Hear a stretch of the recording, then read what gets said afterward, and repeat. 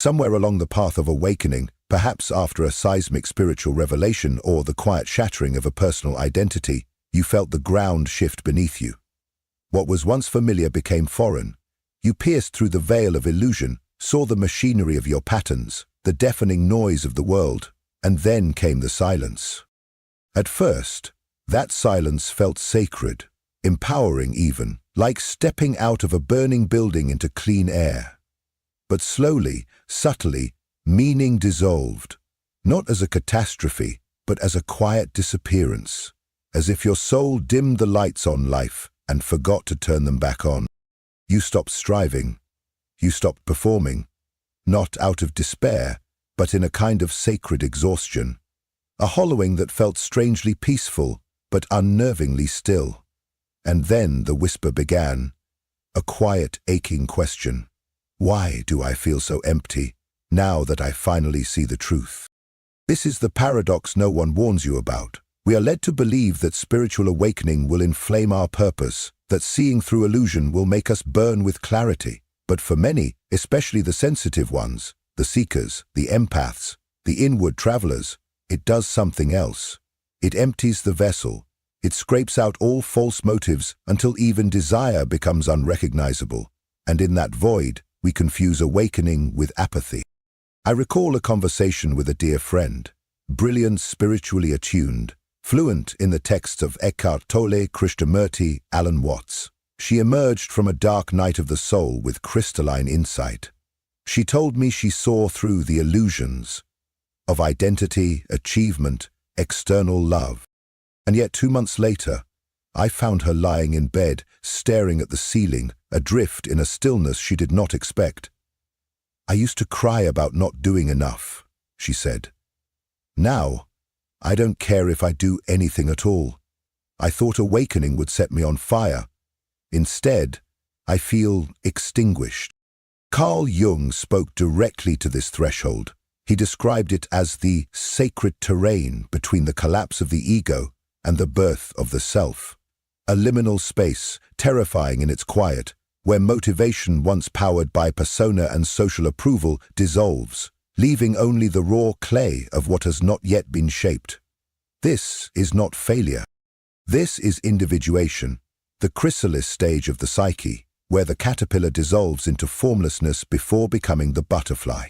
It is the psychological death required for rebirth. But we must not mislabel this void as regression.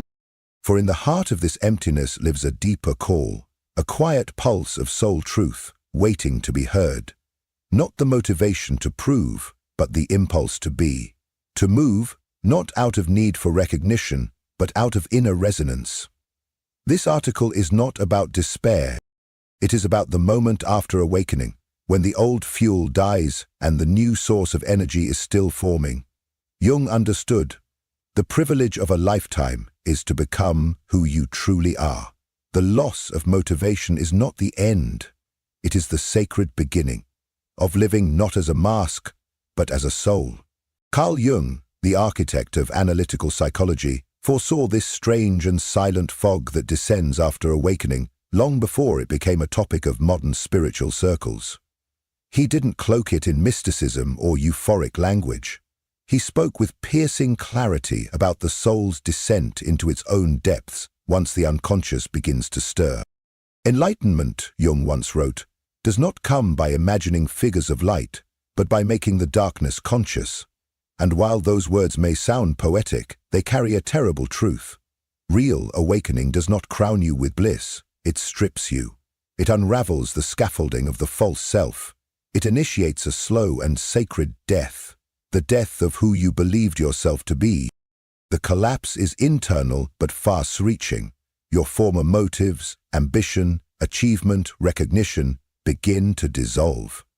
The timelines you followed, the goals that once pulled you forward, even the structures of identity that defined your relationships, your work, your daily rhythm, begin to fade like mirages in the light of a deeper truth. But here's where the psychological nuance is vital. Your ego does not disappear, it does not die, it simply becomes disoriented. The script it once followed has been burned, but no new script has yet emerged. The result is not laziness or apathy, but a profound spiritual limbo. You are no longer asleep, but you are not yet fully awake into what comes next. This is the mystery, what Jung called the nigredo, the blackening phase of alchemy, when the ego has been dismantled, but the self has not yet taken the throne. In modern terms, it looks like demotivation, but in Jungian language, it is a holy pause, an in-between space where the soul retreats inward to rewrite its myth. And yet our culture fears this silence. Jung warned that the modern world does everything it can to avoid this phase, to pathologize it, numb it, medicate it, because it cannot comprehend a transformation that doesn't look like progress. But what you're experiencing is not regression, it is initiation. It is not dysfunction, it is sacred descent. This is not depression in the clinical sense, though it may share its shadows. It is the soul refusing to participate in a life it no longer resonates with. And that, Jung believed, was the beginning of individuation, the sacred becoming of the true self. Most people never speak of this part, do they? The ache after the light, the silence after the revelation. But this silence is not empty, it is formative. And if you can learn to stand still inside it, to listen to what it asks of you, you may come to see that what looks like demotivation is actually the beginning of a deeper alignment. The world tells you you're lost.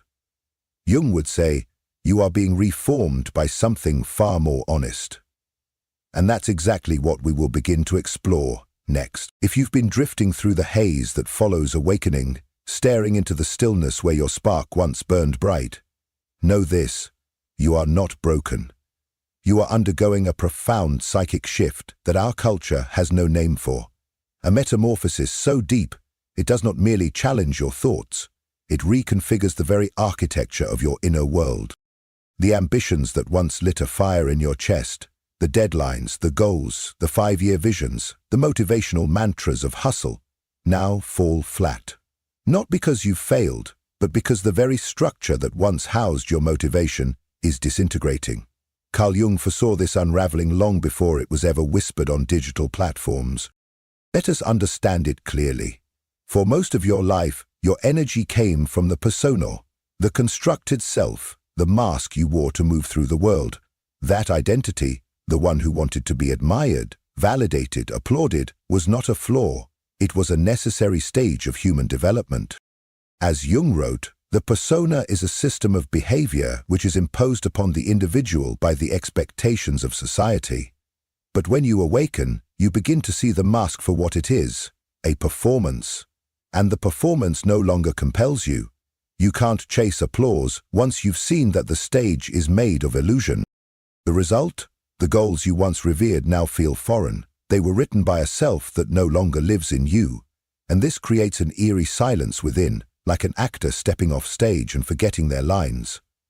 Not out of confusion, but because the script no longer resonates with the soul. You feel aimless, not because you've lost your direction, but because you've shed the identity that required a destination. You didn't lose your drive. You outgrew the fuel that once powered it.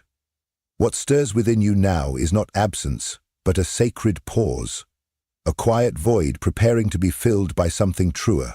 Something no longer forged from performance, but from presence. The ego pushed.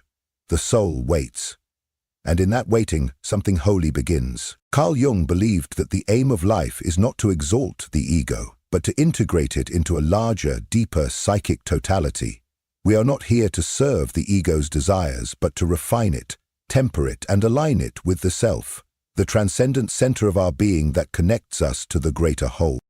He called this process individuation, the lifelong journey of moving from fragmentation to inner unity, not to become the self that is praised, but to become the self that is real. The self, unlike the ego, is unconcerned with approval or performance.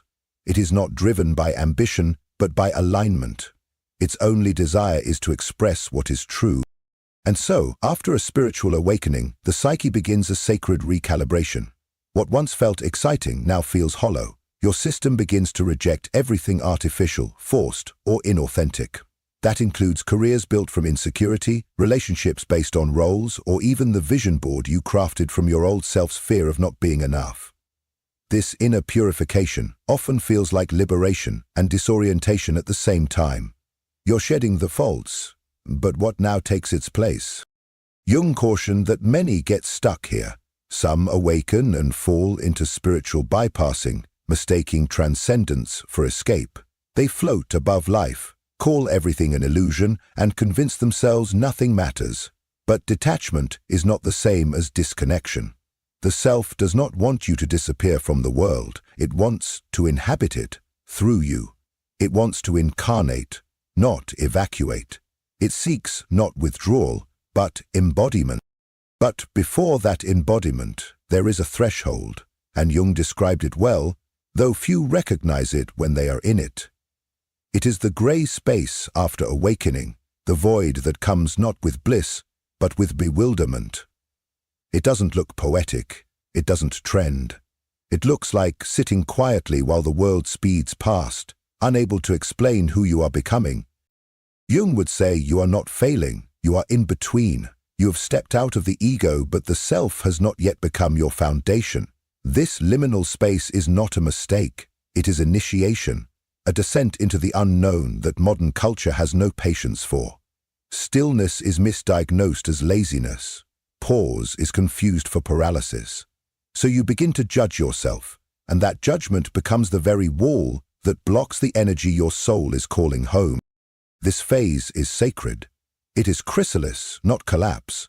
And if you can stay here long enough, if you can resist the urge to rush or retreat, you will begin to feel it, the quiet pulse of something deeper rising.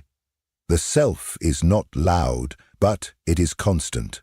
And it is waiting for you to trust what cannot yet be named. Carl Jung had a word for this sacred reversal of energy, enantiodromia, the phenomenon where something, when taken to its extreme, transforms into its opposite. And nowhere is this more evident than in the aftermath of awakening. You move from the manic striving of ego, I must do everything, to the hollow stillness of soul. Why do anything at all? The pendulum swings not because you're broken, but because balance demands it. The psyche, long imprisoned in performance, finally collapses into rest.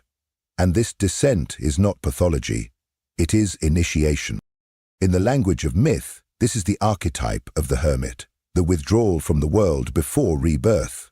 It is the sacred cocoon where the caterpillar dissolves into formlessness, no longer a crawling self, not yet a flying one. It is the goo phase, unstructured, undefined, unproductive by every modern standard, but necessary, because the psyche is undergoing alchemical transformation, and transformation, Jung would say, begins in darkness, not in bypassing, not in good vibes only, but in descent. This is where modern spirituality often loses its depth, by glamorizing awakening while avoiding its crucifixion. Jung insisted that the shadow, the rejected, uncomfortable, unconscious parts of ourselves, is not something to escape, but something to integrate. Shadow work is not advanced-level spirituality. It is the very foundation of becoming whole. And in this state of nothingness you now occupy, the unconscious is rising, not as a villain, but as a messenger. What you once repressed, your grief, your rage, your unmet needs, begins to surface because now, at last, there is space. So the ego panics. It wants action, clarity, a name tag. But the self, quietly and persistently, whispers, let go. I am forming something deeper. And this is where the real work begins. Not in achievement, but in surrender. Not in clarity, but in witnessing. The psyche is not malfunctioning. It is metabolizing years of noise, illusion, and false striving. It halts your drive, your ambition, your hunger, so you have no choice but to sit with what you've buried, and it is in that stillness, in that haunting void, that you begin to remember. And then, almost imperceptibly, something stirs.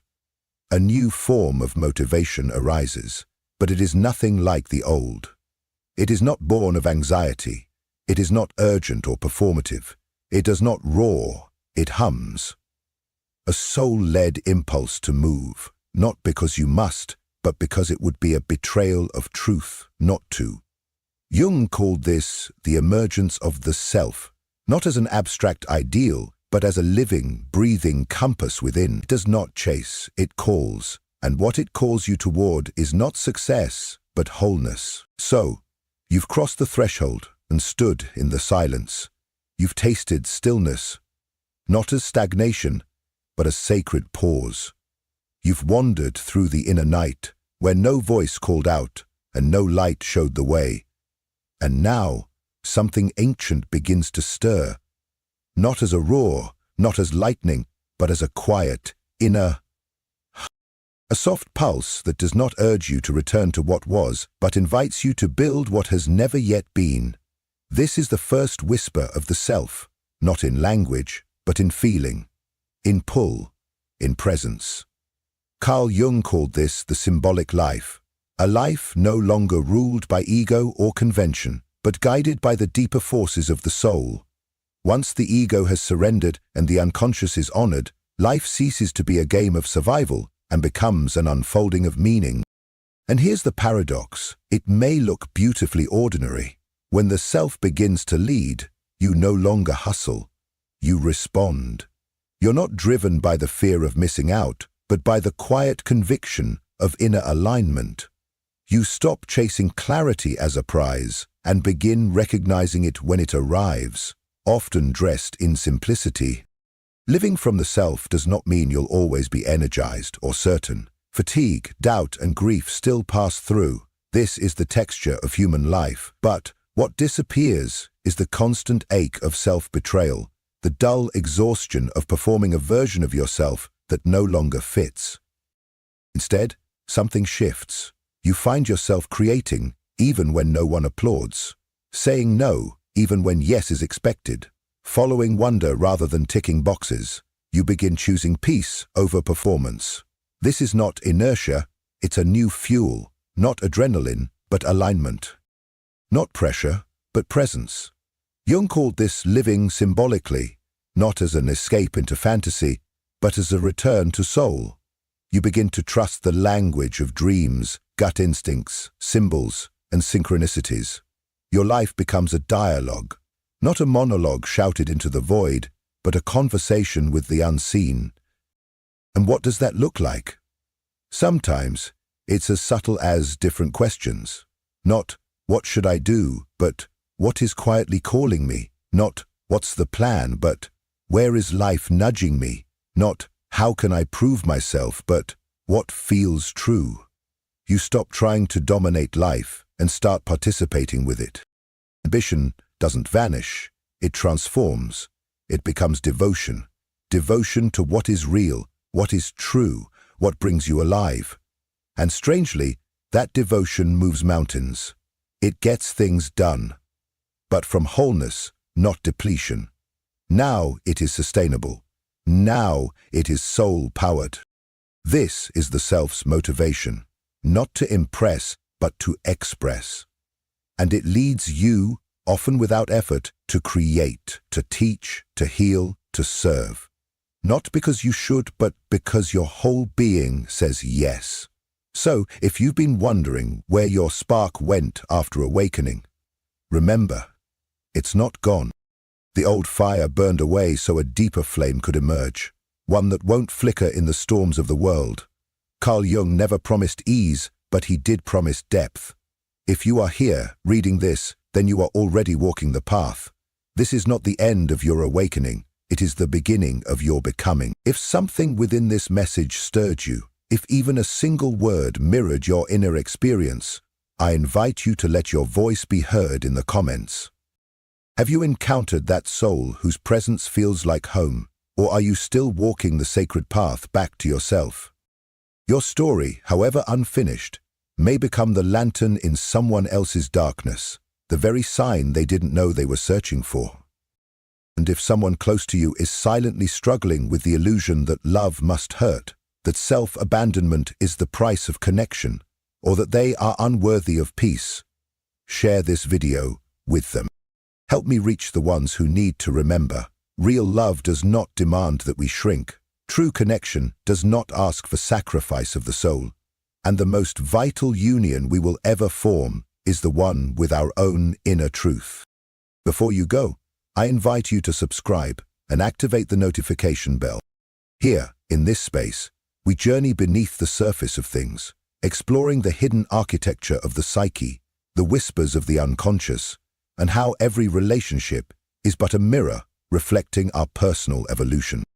If there's a theme, a question, or a wound you would like us to explore in future videos, leave it below. This space breathes because of you. Your voice is not only welcome here, it is essential. Thank you for showing up, not just to this video, but to your inner work, to the sacred labor of remembering who you truly are.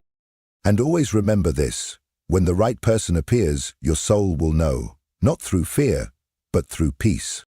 But until that moment, let your most intimate relationship be the one you cultivate within. That is the foundation, that is the home. And from that wholeness, all things real are born. Until next time, I'll see you on the path.